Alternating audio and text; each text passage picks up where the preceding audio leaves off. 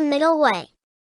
Nagarjuna's Mulamadhyamakakarika translation and commentary by J. L. Garfield, Part 1, the text of Mulamadhyamakakarika Chapter 11, Examination of the Initial and Final Limits 1.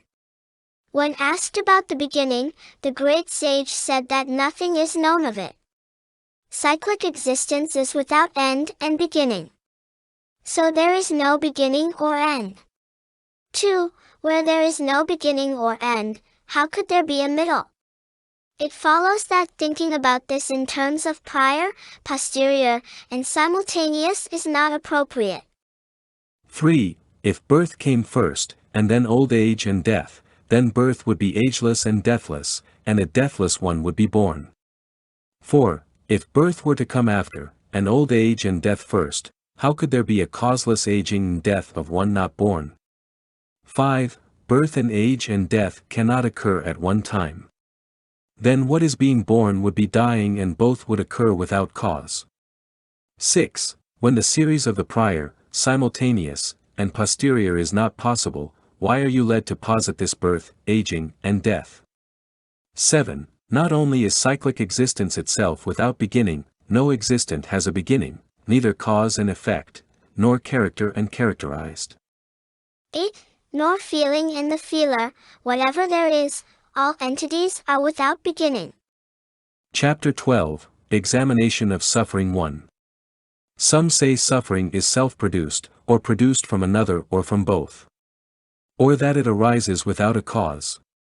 It is not the kind of thing to be produced. 2. If suffering came from itself, then it would not arise dependently. For those aggregates arise in dependence on these aggregates. 3. If those were different from these, or if these were different from those, suffering could arise from another. These would arise from those others. 4. If suffering were caused by a person himself, then who is that person by whom suffering is caused who exists distinct from suffering? 5. If suffering comes from another person, then who is that person when suffering is given by another who exists distinct from suffering? 6. If another person causes suffering, who is that other one who bestowed that suffering, distinct from suffering? 7. When self-caused is not established, how could suffering be caused by another? Whoever caused the suffering of another must have caused his own suffering.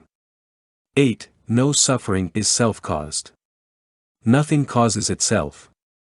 If another is not self-made, how could suffering be caused by another?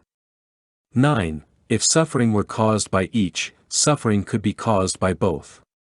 Not caused by self or by other, how could suffering be uncaused? 10. Not only does suffering not exist in any of the fourfold ways, no external entity exists in any of the fourfold ways. Chapter 13, Examination of Compounded Phenomena 1. The victorious conqueror has said that whatever is deceptive is false. Compounded phenomena are all deceptive. Therefore they are all false. 2. If whatever is deceptive is false, what deceives? The victorious conqueror has said about this that emptiness is completely true.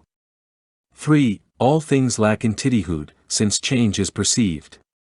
There is nothing without entity because all things have emptiness. 4. If there is no entityhood, what changes? If there were entity, how could it be correct that something changes? 5. A thing itself does not change. Something different does not change. Because a young man doesn't grow old, and because an old man doesn't grow old either. 6. If a thing itself changed, milk itself would be curd. Or curd would have come to be an entity different from milk. 7. If there were even a trifle non-empty, emptiness itself would be but a trifle. But not even a trifle is non-empty. How could emptiness be an entity?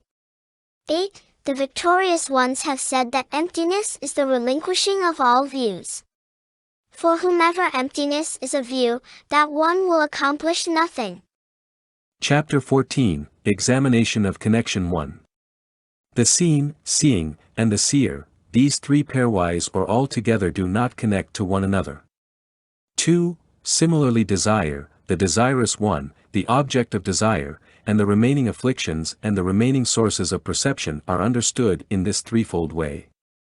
3. Since different things connect to one another, but in seeing, etc., there is no difference, they cannot connect. 4. Not only in seeing, etc., is there no such difference, when one thing and another are simultaneous, it is also not tenable that there is difference. 5. A different thing depends on a different thing for its difference. Without a different thing wouldn't be different. It is not tenable for that which depends on something else to be different from it. 6. If a different thing were different from a different thing, without a different thing could exist. But without that different thing does not exist. It follows that it doesn't exist. 7. Difference is not in a different thing. Nor is it in a non-different thing. If difference does not exist, neither different nor identical things exist. 8. That does not connect to itself. Nor do different things connect to one another. Neither connection nor connected nor connector exist.